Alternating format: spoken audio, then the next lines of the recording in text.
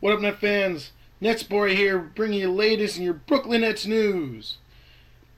It's been almost 2 weeks, if not over 2 weeks, I don't even know, since my last video. And why was that? Well, there's actually a couple reasons. Mostly, I've been really busy of late. I actually lost my internet connection for like 3 days and had to get a whole new modem and deal with customer service, and it took forever. That was another reason. But the biggest reason was there really wasn't much to say. There still really isn't much to say, other than the fact that it's currently April 7th, and the Nets are 42-34. They have 6 more games to go in the season, and they are smacked right in the 5th seed, and I don't see any budging going on from that 5th seed. I don't see them dropping under the Wizards, which they're a game and a half up, and I don't see them catching the Raptors or the Bulls, who are 2.5 up, because I just don't see that happening.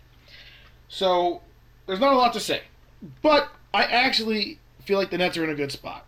I want them to be the 4th seed, but I want them to play Miami in the first round. Not in the first round, excuse me, the second round. I want them to play Miami in the second round. I want them to set up a matchup in which they will play the Miami Heat. Now, why is that? Is it because the Nets going into Wednesday's game against the Heat are 3-0 against them, and I believe 0-3 against the Pacers? That has something to do with it. But the biggest reason is they match up better. They match up better against the Heat. And therefore, I'd rather them play the Heat, because you know what? In a 7-game series, I think the Nets can beat the Heat. I do. Now, I'm not going to say they'll beat the Heat, but I think they could, because they match up well. In a 7-game series against the Pacers, I don't know. That would be close. And here is the reason why. Throughout this whole season, there's been one quite evident thing or obvious thing that I've noticed with the Nets, that I'm sure all of you have noticed. Since they became good, since they started the small lineup and things have been working out for them, there's been one Achilles heel to the Nets, and that's rebounding. Basically, any true size down low, because they went small, and they don't have Brook Lopez anymore, who provided most of their big punch. Any team with a strong front court is going to give the Nets trouble. It's just the way it is. You look at the teams that have done well against the Nets this season. The Pacers. They have, obviously, Roy Hibbert and David West. The Pistons, even though the Nets just beat the Pistons 2 games ago, they have really struggled against them. That's because the Pistons are bad. But they have Andre Drummond, Greg Monroe. Teams along those lines. Let's think of other teams with a strong front court. They struggled against the Trailblazers, so they only played them twice, I believe. They lost both those games. Marcus Aldridge, Robin Lopez. Teams with strong front courts, they struggled. They struggled to beat the Wizards. Martin Gortat, a good defender. Nene, good front court. See what I'm trying to say? But they play well against the smaller teams. The Miami Heat. Who's their true big front court? Chris Bosh? Played well against them.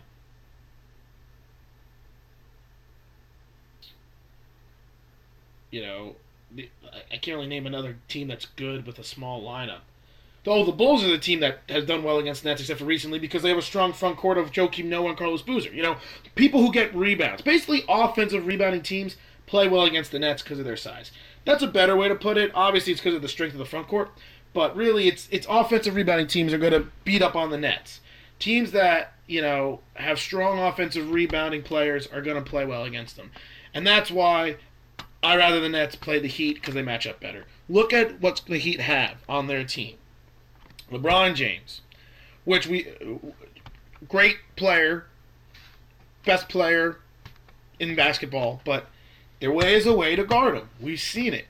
If you remember last year in the playoffs against the Spurs, Who was the best one-on-one defender against Boris Diaw? I mean, I gave it away. Against LeBron James. Boris Diaw. Who was the best defender against him one-on-one this year so far that we've seen? NetsDog's favorite, Mirza Teletovic. What do those two players have in common? They are both strong, kind of tweener, small forward, power forward type guys who have the lateral quickness to not stay with LeBron, but keep him honest, and the strength to buy him up and guard him on it when he tries to go to the basket and frustrate him with size. That is how you defend LeBron. You make him try to overpower your stronger player. Well, because guess what? When his jump shot's not falling, he becomes a little one-dimensional. And if you put size and strength on him, you can slow him down. You're never going to stop LeBron, but you can slow him down. And when his jump shot's falling, good luck. It's just one of those things. You're not going to beat him. But when his jump shot's not falling, you can guard LeBron and stop him by putting size on him. He'll still get probably 20-something points and have a lot of assists, but he'll slow him down. And that puts pressure on the rest of the Heat, Chris Bosh, Dwayne Wade, Ray Allen, Chalmers, to pick up their games. And you know what? With the Nets defense, with Livingston, Joe Johnson playing well, Paul Pierce, Garnett, they can match up with anybody the Heat have. But they can't match up with the Pacers. David West will overpower them too much. Roy Hibbert will overpower them too much. Paul George on the boards will overpower them too much with his abilities. Just not a good matchup. So that is why I want the Nets.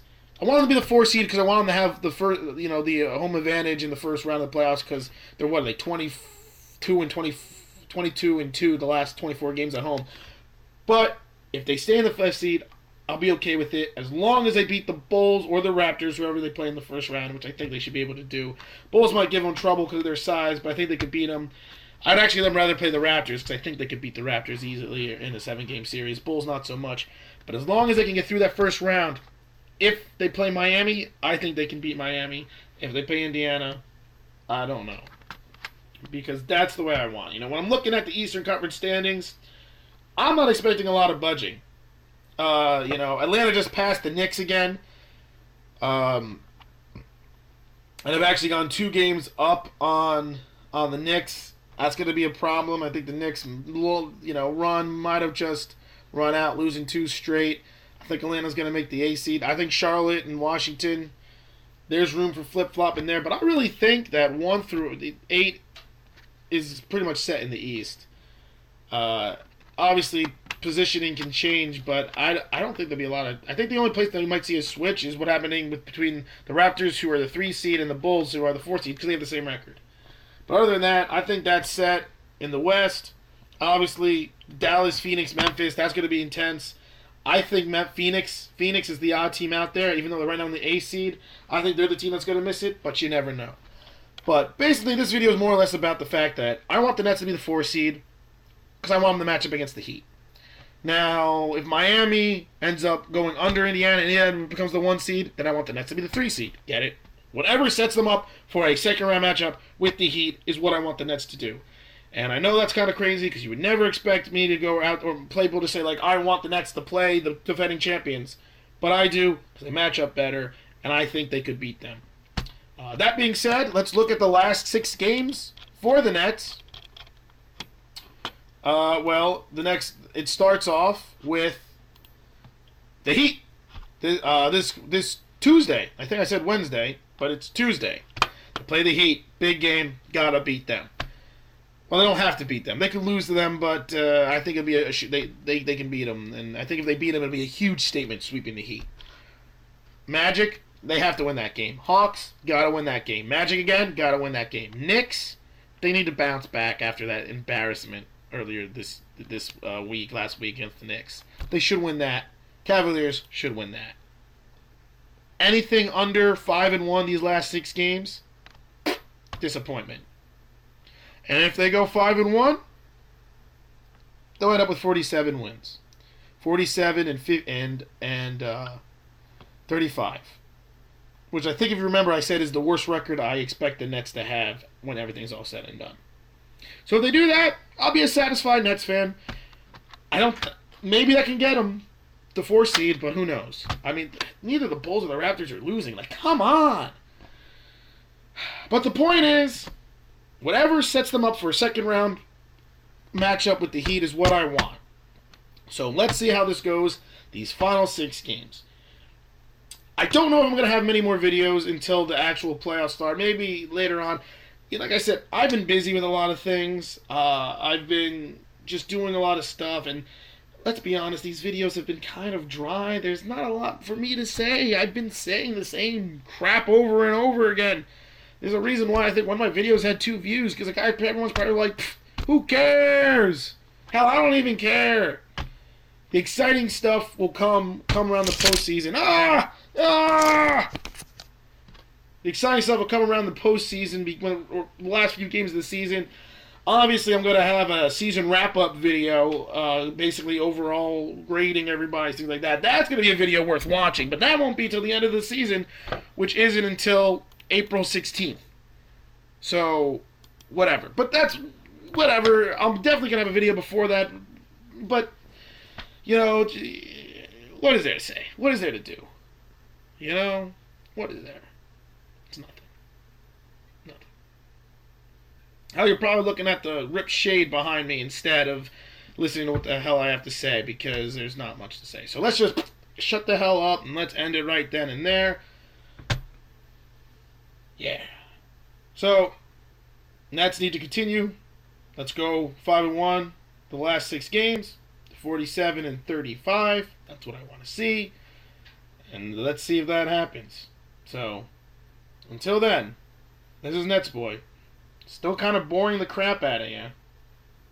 And signing off.